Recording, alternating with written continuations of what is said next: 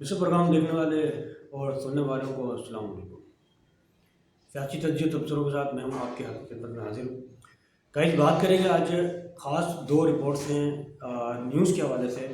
پہلی نیوز جو ہے وہ بانی حکیم الطاف حسین کے حوالے سے انہوں نے اپنے کارکنان کو جو ہے وہ تعاقب کیا ہے ابھی کچھ دن پہلے اور ایک پیغامات دیے ہیں۔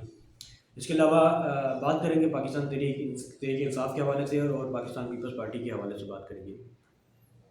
پہلی نیوز کی طرف چلتے ہیں۔ جیسا کہ سب کو معلوم ہے کہ 3 دن پہلے جو ہے پاکستان تحریک انصاف کا جلسہ ہوا تھا اسلام آباد میں، اور کافی کراؤڈ کے سالے سے حساب سے جلسہ ہوتا، کہتے ہیں کہ 2000 لاکھوں کی تعداد میں تھے۔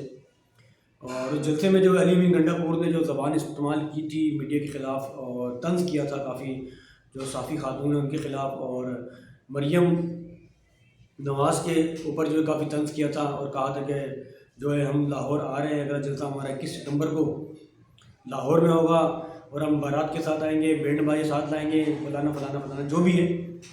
اور صحافی حضرات پہ بھی طنز کیا تھا، تو اس کی میں مذمت کرتا ہوں، صحافی حضرات پہ طنز نہیں کرنا چاہیے۔ ہاں کچھ صحافی ہیں جو پیسے لے کے کام کرتے ہیں، اس میں کوئی شک نہیں ہے، لیکن بہت سارے ایسے بھی ہیں جو پیسے نہیں لیتے، جو ایمانداری سے کام کرتے ہیں۔ تو یہ بیان میرے خیال سے علی امین گنڈا پور کا غلط تھا، نہیں دینا چاہیے تھا یہ بیان کو، تو اس پہ اس کو معافی بھی مانگنی چاہیے تھی، کیونکہ طنز جو ہے وہ سارے صحافیوں پر گیا ہے، عوام صحافیوں پہ گیا ہے۔ علی امین گنڈا پور کو یہ کہنا چاہیے تھا کہ کچھ صحافی ہیں جو پیسے نہیں لیتے ہیں، جو رشوت نہیں لیتے اور ایمانداری سے کام کر رہے ہیں، لیکن انہوں نے میرے خیال سے اپنے بول دیا، لیکن بعد میں جو معافی مانگ لی گئی تھی، پر اس بات کو جو ہے ہم کینسل کریں گے جو بھی ہے۔ تو اگلا جلسہ پاکستان تحریک انصاف کا 21 ستمبر کو لاہور میں ہے، اور انہوں نے کہا ہے کہ یہ ہم تقریباً 10 لاکھ لوگوں کو جمع کریں گے، یہ انہوں نے چیلنج کیا ہے۔ اور ان قریب جو ہے وہ انہوں نے مزید یہ بیان دیا ہے پاکستان تحریک انصاف کی قیادت نے کہ عمران خان کو ہم چھڑوائیں گے۔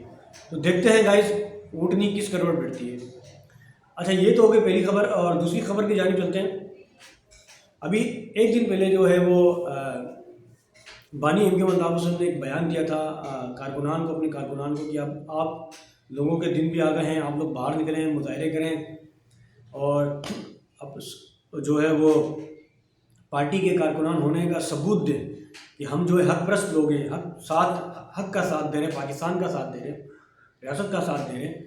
تو اس پہ جو ہے بانی حکیم الطاف حسین صاحب نے کہا تھا کہ ایک بہت بڑا عرصہ گزر چکا ہے، اور جو ہے میرے کارکنان چھپے بیٹھے ہیں، بچے ہوئے ہیں اداروں سے، ابھی تک جو ہے خاطر خواہ کوئی سرگرمیاں نظر نہیں آ رہی ہیں، اور مجھ پر جو ہے پاکستان میں کیسز ہیں، اور ہم نے جو ہے وہ عدالتوں میں پٹیشنیں دائر کر دی گئی ہیں، لیکن ابھی تک کوئی بھی جو ہے وہ رزلٹ ہمارے سامنے نہیں آ رہا۔ تو ایسے میں جو ہے وہ انہوں نے کہا ہے کہ میں تمام کارکنان کو یکجا کر کے یہ اپیل کرتا ہوں کہ تمام کارکنان، اب موقع آ گیا ہے کہ وہ بھی جو ہے پرامن طریقے سے جو ہے وہ باہر نکلیں گلیوں میں، کوچوں میں، اور بتائیں کہ ہم حق پرست لوگ ہیں، ہم امن چاہتے ہیں، ہم بھائی چارہ چاہتے ہیں ملک کے اندر۔ تو یہ سارا جو ہے بیان جو ہے بانی حکیم الطاف حسین صاحب نے جو ہے ایک دن پہلے جو ہے وہ اپنے یوٹیوب چینل پہ جو ہے وہ دیا تھا۔ گائز جیسے کہ سب کو معلوم ہے کہ ایک عرصے سے جو ہے وہ ان کے اوپر پابندی ہے، تقریباً لگ بھگ 6-7 سال ہونے والے ہیں کہ ان کے اوپر پابندی ہے، لیکن ابھی تک جو ہے وہ سوال جو کا تو ہیں، کیونکہ وہ ابھی تک جو ہے اس بات پہ اعتراض اٹھاتے ہیں کہ ہم نے پٹیشنیں دائر کر دی ہیں، وکیل کھڑے کر دیے ہیں، لیکن ہماری سنوائی نہیں ہوتی ملک کے اندر، اور ہمارے کو کوئی رسائی نہیں مل رہی۔ تو یہ تو جو ہے ان کے وکیل جو ہے بیرسٹر صاحب جو انہوں نے بھی یہ بیان دیا تھا۔ تو آخر کب تک جو ہے یہ اس طرح مظاہرے کرتے رہیں گے اور جو ہے ان کے اوپر پابندی اس طرح رہے گی، یہ چیز بھی دیکھیں گے کہ آگے چل کے ہوتا کیا ہے، یہ بھی چیز بھی دیکھنی پڑے گی۔ تو یہ دو رپورٹیں تو ہو گئی۔ تیسری رپورٹ کی طرف چلتے ہیں۔ گائز جیسے کہ سب کو معلوم ہے کراچی کا حال بہت برا ہے، کراچی کی سڑکیں تباہ ہیں، کراچی کا ماحول بہت خراب ہے، باہر نکلو تو سڑکوں پہ گڈھے ہیں، تباہ شدہ حال ہے، انفراسٹرکچر تباہ ہو چکا ہے، کوئی کام کرانے والا نہیں۔ آخر بیسٹ یہ جو مرتضی صاحب جو ہیں ایڈمنسٹریٹر جو کراچی کے، یہ کیا کر رہے ہیں؟ ہاتھ پہ ہاتھ رکھ کے بیٹھے ہیں۔ کراچی میں کام کیوں نہیں ہو رہا؟ کراچی میں کی سڑکیں کیوں نہیں بن رہی؟ راستے کیوں نہیں بن رہے؟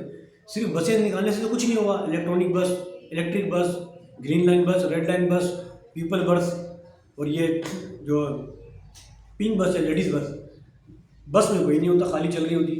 سڑکیں تو ہیں نہیں، تو بسیں نکالنے کا کیا فائدہ؟ تو سڑکیں بسیں کہاں چلیں گی؟ یہ بات ہے۔